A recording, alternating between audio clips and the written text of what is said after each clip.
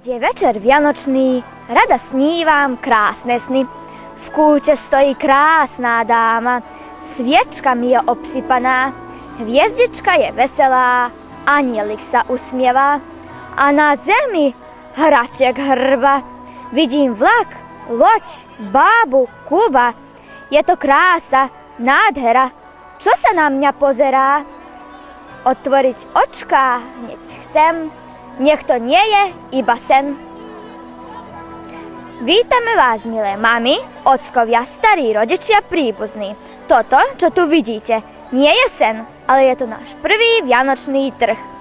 Všetko, čo tu na stoloch uvidíte, sme zhotovili my, deti, už či sami, alebo s vašou pomocou. Dúfame, že sa vám to bude páčiť a že si niečo od nás z lásky kúpite. Sreća, ľúbav, zdravlje i veselje. To su za vas naši najmiliji božićne želje.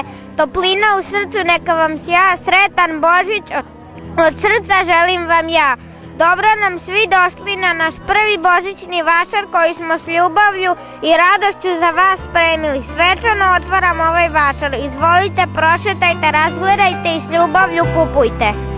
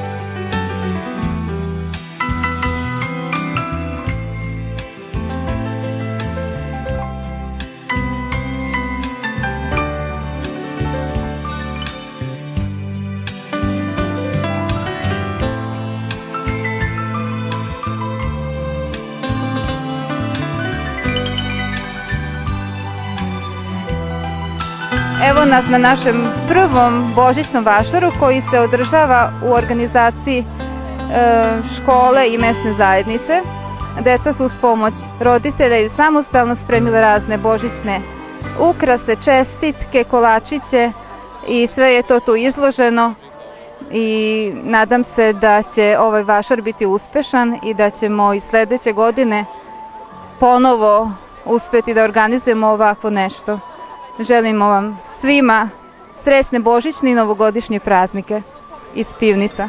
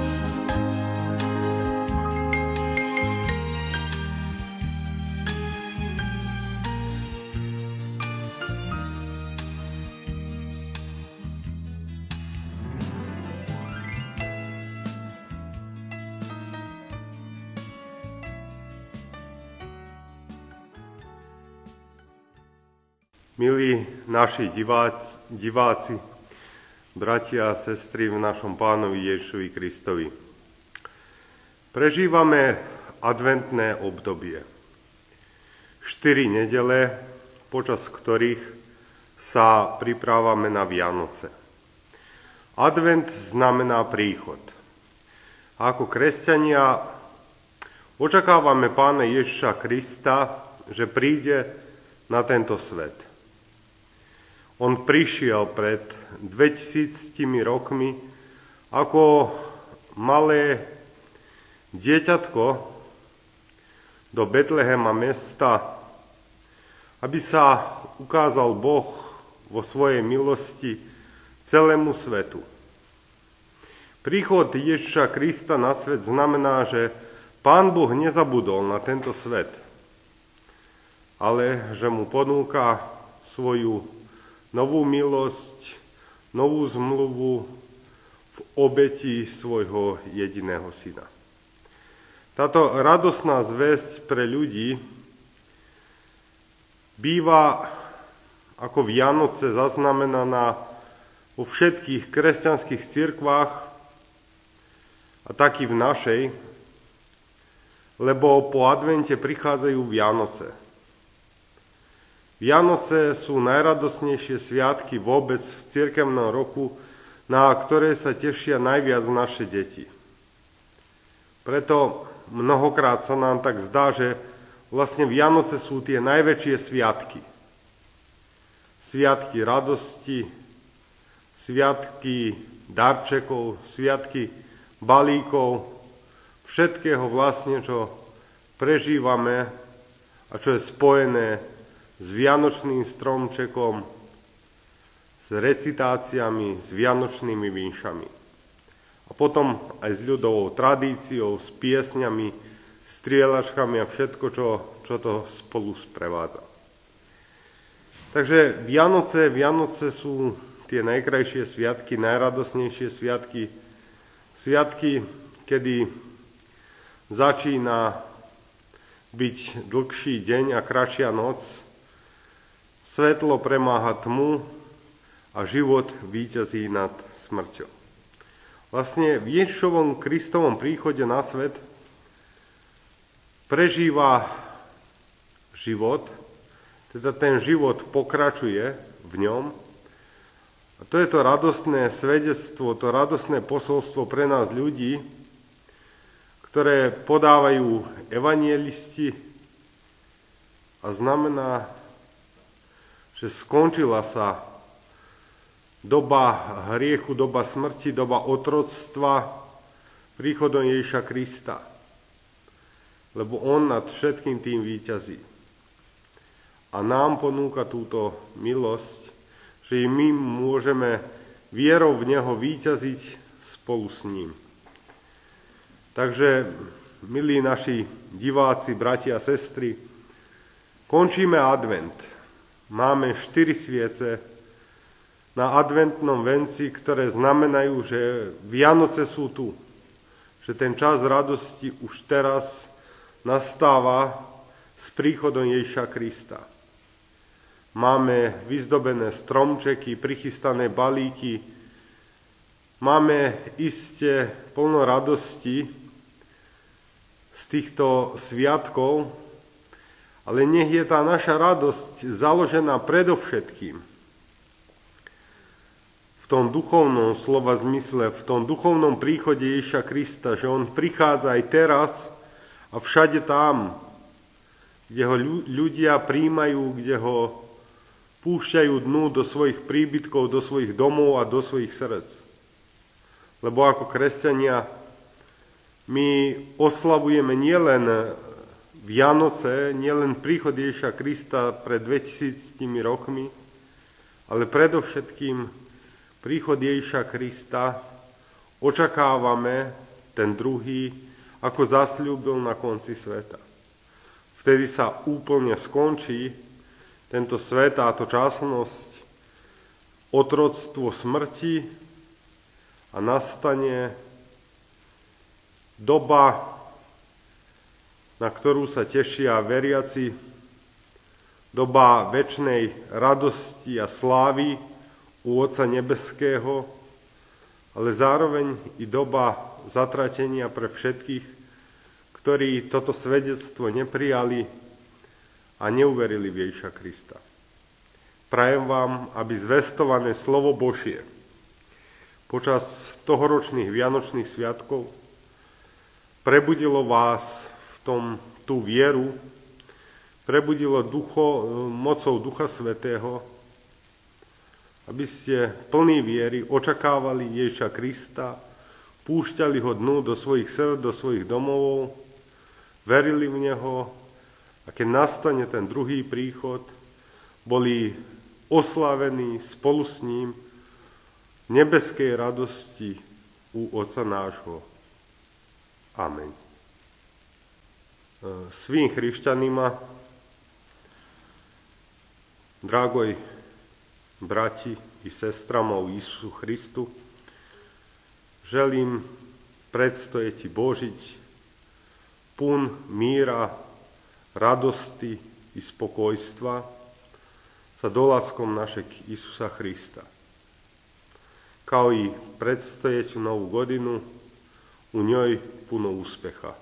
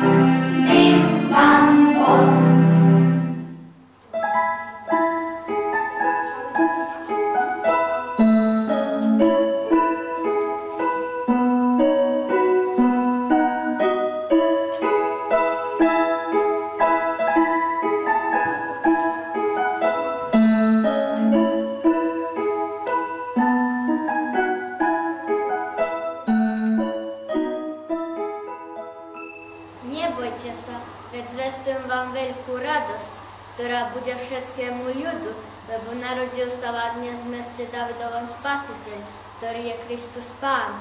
Nájdete nemu viatko obvinuté plienkami ležať v jasličkách.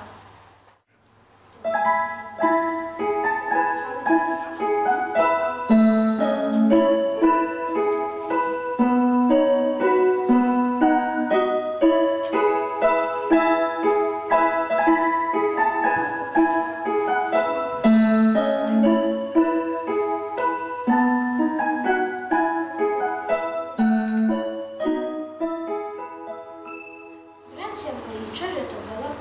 To Hospodin hovoril k nám. Neviem, bratia, či som dobre vyrozumel, čo hovoril, lebo hovoril, že to dieťa, ktoré sa narodilo v maštalke, je Mesiáš, Spasiteľ. Tak som ja vyrozumel. Poďme do Betlému, aby sme videli, čo sa stalo, čo nám odkázal Hospodin.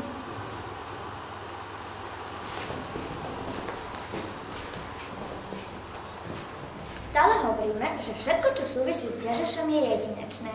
Tí múdrci sa dočítali v starých knihách o jeho narodení. Dozvedeli sa z nich, že sa narodí najväčší kráľ všetkých časov na zemi. Syn Boží. Keď sa to stane, na nebi sa zjaví nová hviezda. A skutočne, keď sa Ježiš narodil, zjavila sa tá zvláštna hviezda.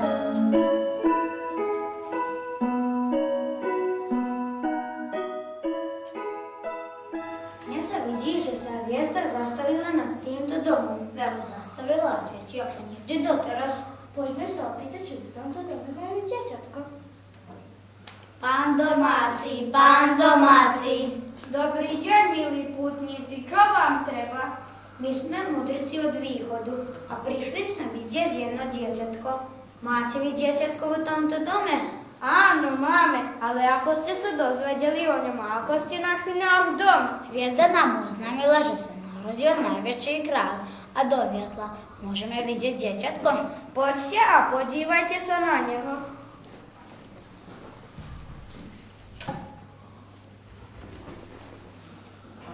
Oči naše vidia kráľa, ktorý bude večný kráľovec.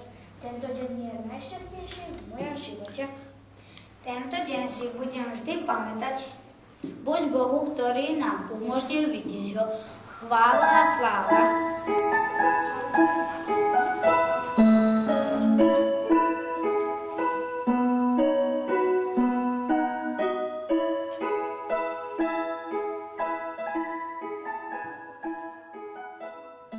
Priatelia, navrhujem, aby sme na toľkú radosť zaspievali jednu vianočnú pieseň.